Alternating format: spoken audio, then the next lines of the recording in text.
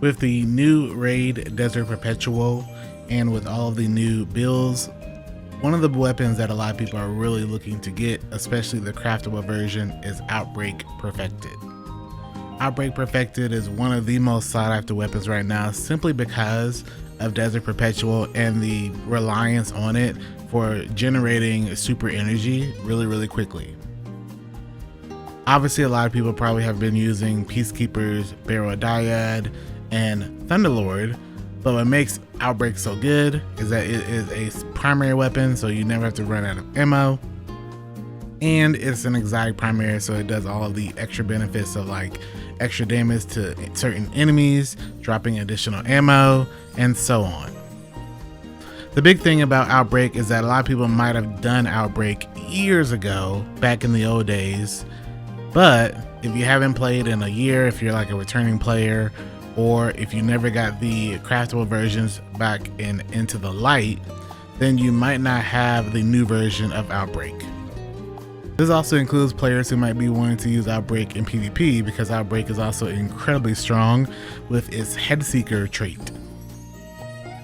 For PvE, obviously everyone's going for what is probably the must-have, which is rewind rounds, and a lot of people are probably trying to work through getting through Outbreak's mission.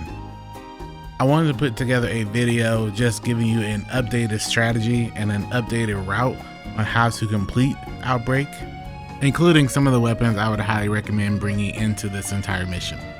What scares players the most is time-based missions, and this mission is incredibly long with a lot of platforming and a lot of bosses at the end that you have to deal with that unfortunately are very tanky and all the enemies hurt, and unfortunately you only have about 20 minutes to do all this.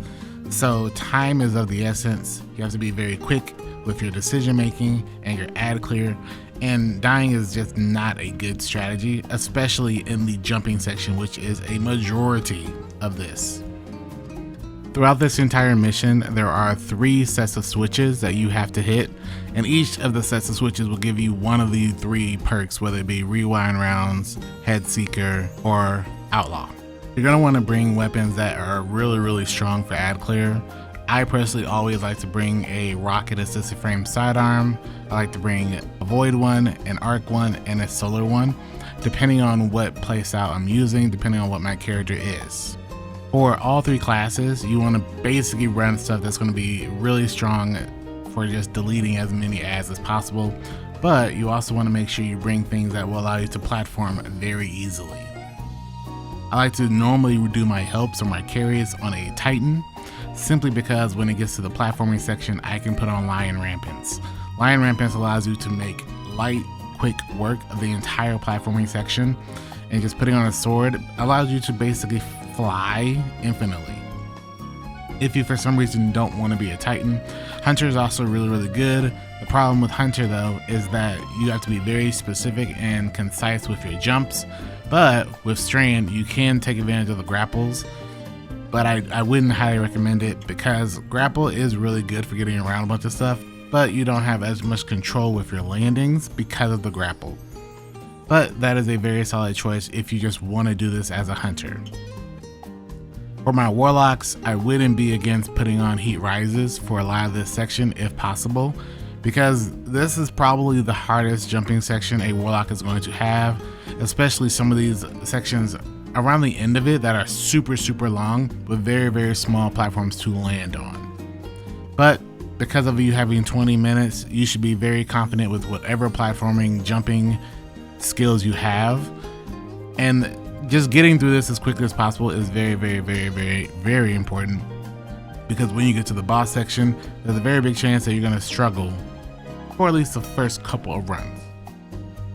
Trevor always gives people issues, but I'm going to show you a quick route that I normally do that allows you to get through all the Trevor section incredibly quickly and with little chance of you dying.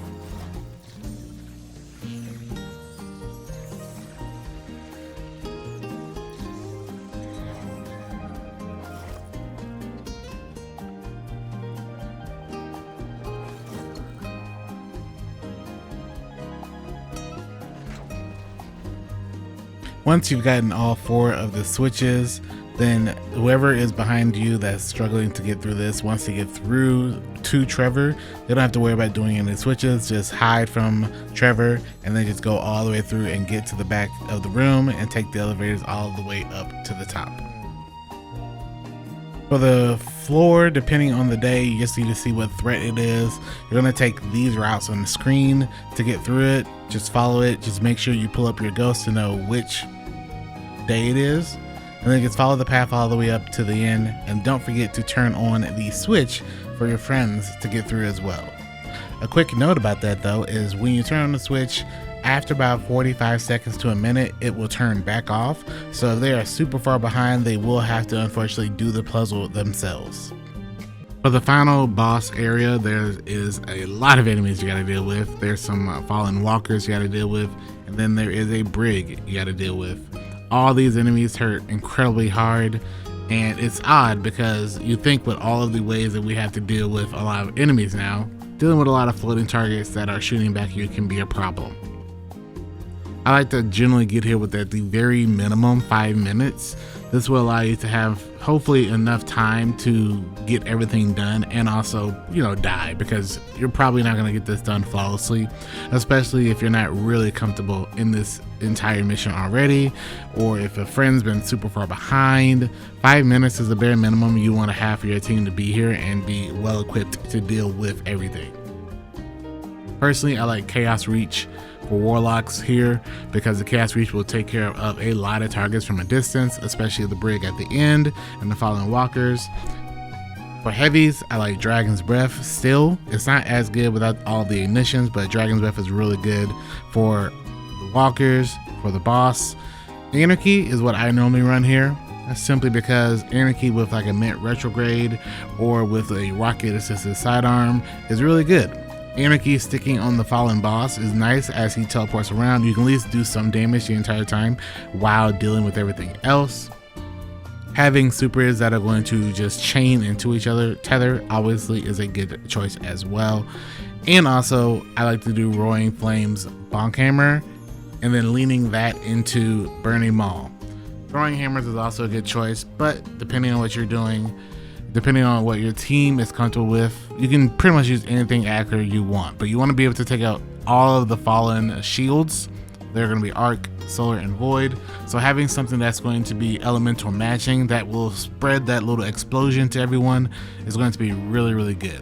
One more key note is to just use your supers. It's better to pop your super for some small ads than to die, because when you die, you got to wait 15-20 seconds, and that could be the difference if everyone is dying over and over.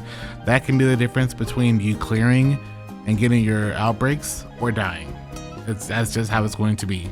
You need to use your heavy, use your supers as often as you can.